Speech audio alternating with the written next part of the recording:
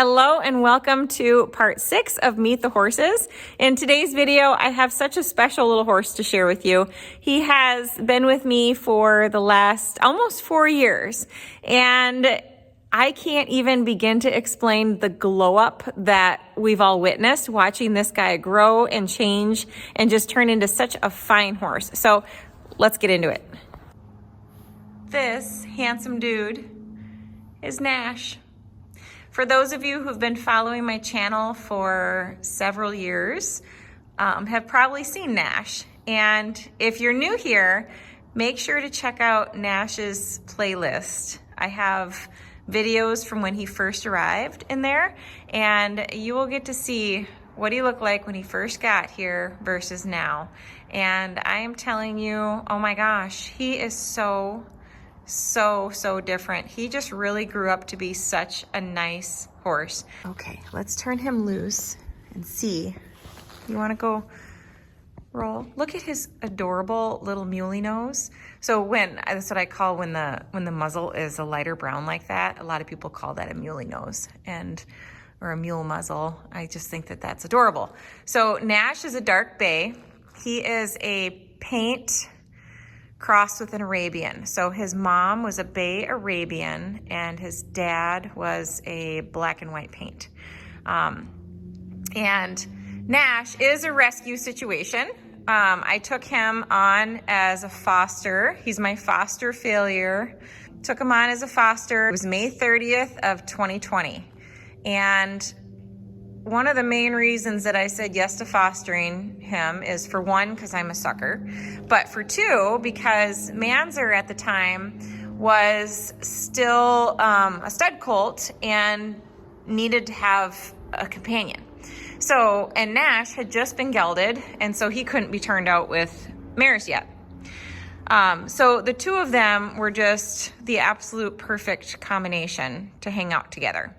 Nash was with an organization called Sally's Fund, and it's a organization that is very near and dear to my heart because we've spent many years raising money and trying to help horses in our community. And so Nash was one of the horses taken in by Sally's Fund. Nash is from a neglect situation where he was very thin, his hooves weren't trimmed, he wasn't cared for. After they got him gelded and got his vaccines and all the things that were necessary, they then were looking for a foster home for him. Nash needed training. He had none. He was a 3-year-old stud colt at the time. So Nash came here with the idea that he'd be a buddy for Manzer and I would work with him and get him at least started in the right direction with training so that he could find a home. Now, I was dead set that this horse was not going to stay with us, for starters. And the main reason why is because, well, at the time I didn't really need another young horse. Do I ever really need another young horse? No, actually, yes, I do, because I have a lesson program, and as the horses age, we slow down their workload and bring the younger ones in. But one of the things that really bothered me about this horse, pretty much the only thing that bothered me about this horse, is he has really long pasterns.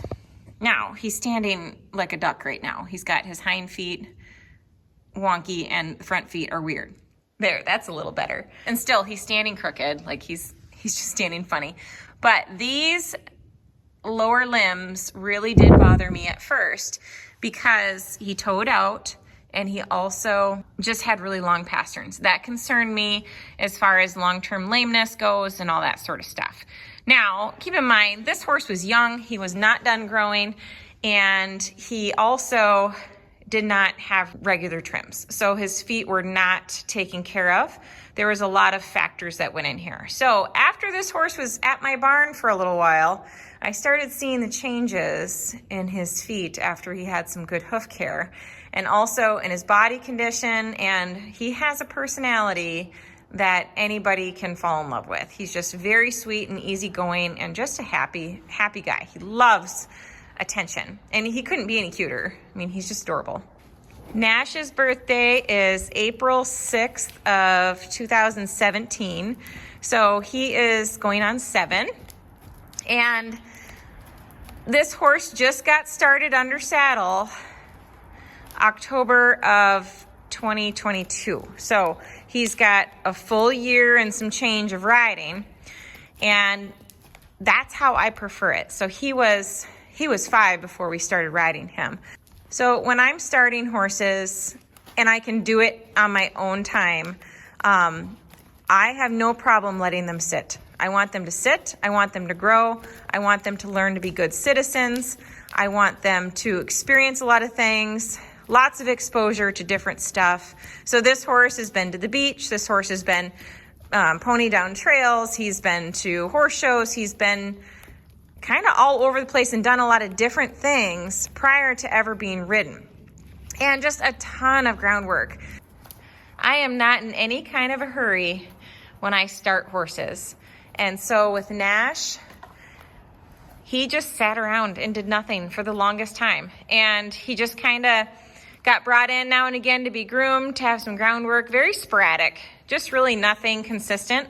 And I'm not willing to ride them until they have consistency in their world. So at the time, I didn't really have time to carry on with what I had been doing with him. And so my assistant worked with him quite a bit. And also one of my barn gals, she really found, she took a liking to Nash very much so. She leases one of my other horses. And so she had plenty of extra time.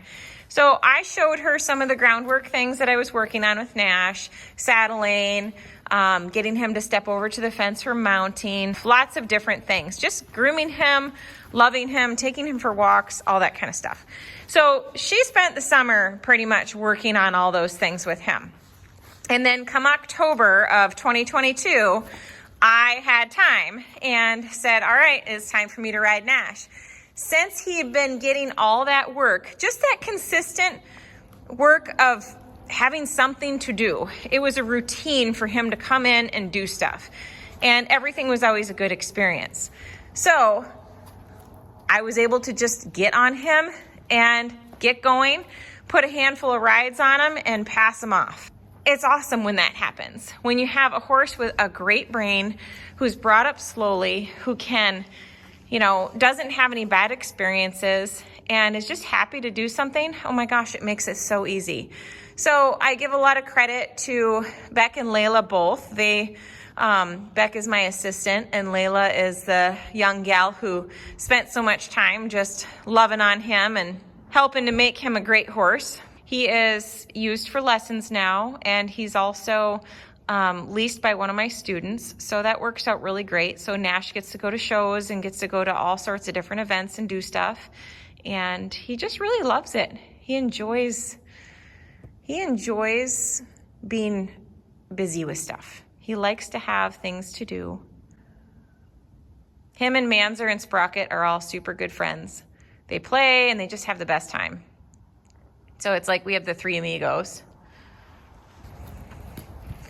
Isn't he just the cutest little mover? Him and Sprocket really are so similar. Nash is bigger than Sprocket. He's maybe 1,000 pounds. And he's probably 14.3. Nash is. So he's maybe under 1,000 pounds. 900,000 pounds.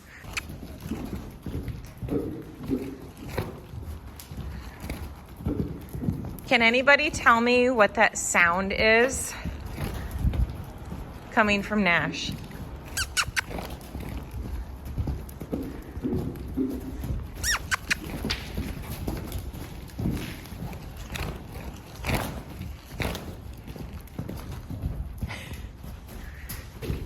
Nash is the perfect example of the recipe of making a good, not only lesson horse, but just all around horse in general.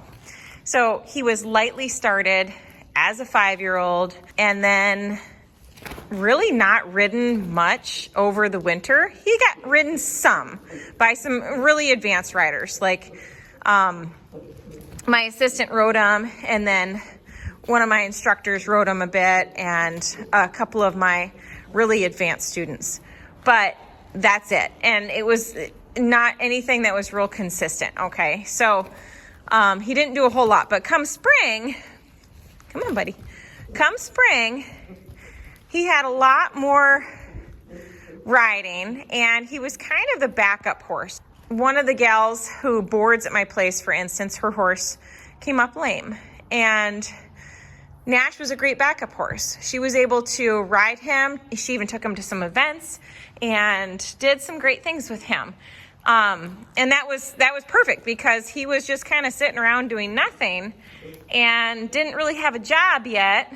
And so he was perfect for that. And, you know, others were able to learn a bit on him too, because he's so green. You know, when you talk about getting on a horse that's only been ridden for a handful of months, that's very different from horses that have been, you know, ridden for years. So it's a good learning experience. You just have to have a totally different approach. So, and then fast forward how Nash found his girl that he's got right now. He is leased out, and the gal that's leasing him was on one of my ponies, one of the larger ponies that I've got. And she was outgrowing the pony, size-wise and ability-wise. So she was ready to move on to something that required a little bit more education. So this horse, I feel, was a great stepping stone. So like the last horse gave her the confidence, allowed her to learn so many things, but then this horse allowed her to take the skills that she learned from the last horse. So she was able to grow so much by being able to take all that and transfer it over to this horse and teach him new things and experience new things. So it's just been great. And this is a horse that she can stick with for quite some time. So in this situation, it was just perfect for both horse and rider. There's a lot of wins here, and I'm really excited to see what this horse's future is like. But what a great story he has. You know, he went from being neglected to just being fostered to staying at his foster home, and now he's, you know, fully in a program where he gets everything that he needs and is loved by a ton of people. He's just a pretty cool horse. I'm happy with him. Well, I think that's all I have to say about Nash right now. If there's anything that I missed, please don't hesitate to reach out and ask. And yeah, I'll see you in the next one. Thanks so much for watching. Bye. Nashy poo. Hi, Nash. Hi, Nash.